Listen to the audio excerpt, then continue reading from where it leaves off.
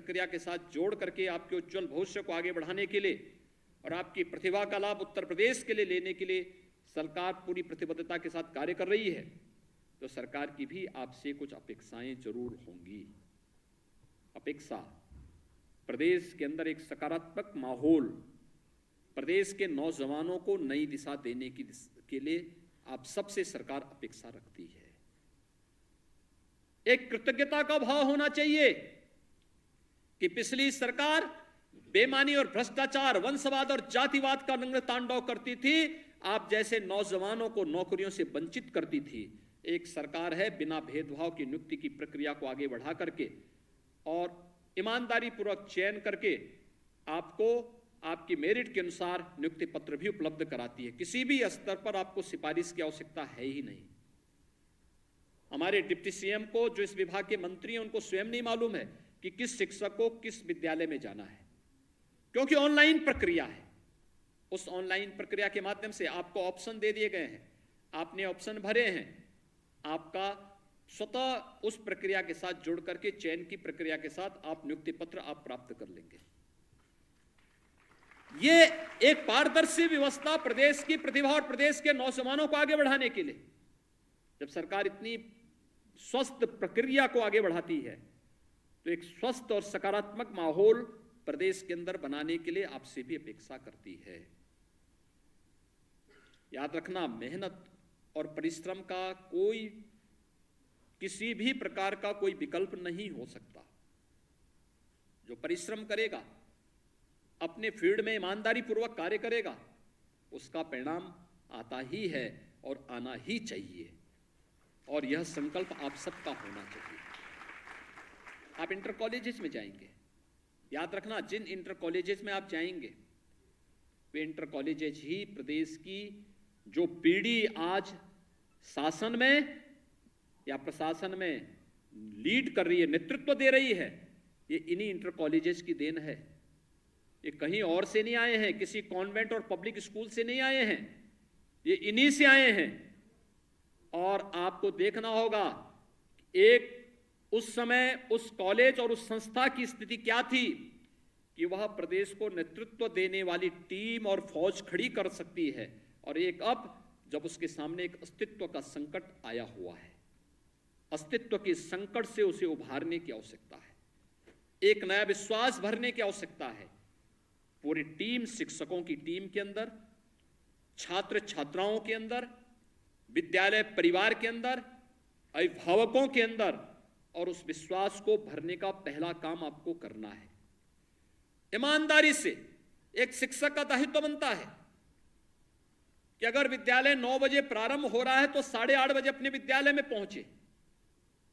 विद्यालय 3 बजे 4 बजे बंद हो रहा है तो उसके आधे घंटे के बाद निकलें। एक एक क्लासरूम को देखें, अपनी क्लासरूम में जाकर के चेक करें, साफ सफाई की व्यवस्था से लेकर के एक एक छात्र पर व्यक्तिगत रुचि लेनी पड़ेगी, और व्यक्तिगत रुचि लेकर के उसके सर्वांगीण विकास में आपकी क्या भूमिका हो सकती है, इस भूमिका के साथ अगर आप जुड़ेंगे तो वह छात्र आपको सदैव याद करेगा, स्मरण करेगा, जिस भी स्थिति में होगा, लेकिन आपके इस कृतित्व के प्रति सदैव कृतज्ञता ज्ञापित करेगा। लेकिन अगर आपने लापरवाही की तो वही छात्र फिर आपको जिंदगी भर कोसेगा भी, और जिंदगी भर कोसने का मतलब, अगर आप 17-18 वर्ष की आयु में उसके भविष्य के साथ खिलवाड़ कर रहे हैं तो याद करिए आगे के 60, 70, 80 वर्ष आपको उस छात्र के मुंह से गाली ही गाली खानी है। इसलिए आपको गाली खाना है या यश प्राप्त करना है, ये आप पे निर्भर करता है, और उस दिशा से अपने आप को तैयार करना पहला कार्य आपका होना चाहिए। दूसरा, मैं अक्सर एक बात को देखता हूं कि कार्य, देखिए आप जाएंगे अलग अलग जनपदों में, प्रदेश के अंदर 8 आकांक्षात्मक जनपद हैं। ये आकांक्षात्मक जनपद वह जिनकी अभी कुछ आकांक्षाएं बची हुई है। नीति आयोग ने कुछ पैरामीटर तय किए थे, और पैरामीटर इस बात को तय किए थे कि शिक्षा है, स्वास्थ्य है, रोजगार है,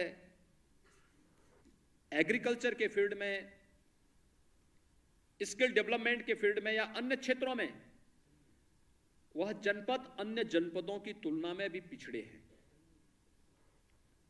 ऐसे 8 आकांक्षात्मक जनपद सिद्धार्थनगर, बलरामपुर, श्रावस्ती, बहराइच, ये 4 जनपद नेपाल सीमा से सटे हुए हैं। शेष 4 जनपद चंदौली, सोनभद्र, चित्रकूट और फतेहपुर, ये 8 जनपद प्रदेश के अंदर आकांक्षात्मक जनपद हैं, जिनको अन्य जनपदों के साथ एक नई प्रतिस्पर्धा के साथ खड़े होने के लिए अभी मेहनत करनी है। आप में से बहुत सारे शिक्षक इन आकांक्षात्मक जनपदों में जा रहे होंगे। अतिरिक्त मेहनत इन जनपदों को किए जाने की आवश्यकता है, क्योंकि वहां पर एक शिक्षक के रूप में जब आप कार्य करेंगे तो वहां पर बालक भी होंगे, बालिकाएं भी होंगी। बालिकाएं होंगी, उनका स्कूल से ड्रॉप रेट ज्यादा होगा, यानी असमय स्कूल छोड़ देने की प्रवृत्ति। कोई 6ठी क्लास में एडमिशन लिया, उसके बाद स्कूल आना बंद कर दिया। किसी ने 8वीं के बाद स्कूल जाना बंद कर दिया होगा। ऐसे अभिभावकों को चिन्हित करना, फिर अभिभावकों को समझाना, फिर उन बालिकाओं को स्कूल भेजना। और में से बहुत सारी बालिकाएं होंगी जो एनीमिक होंगी।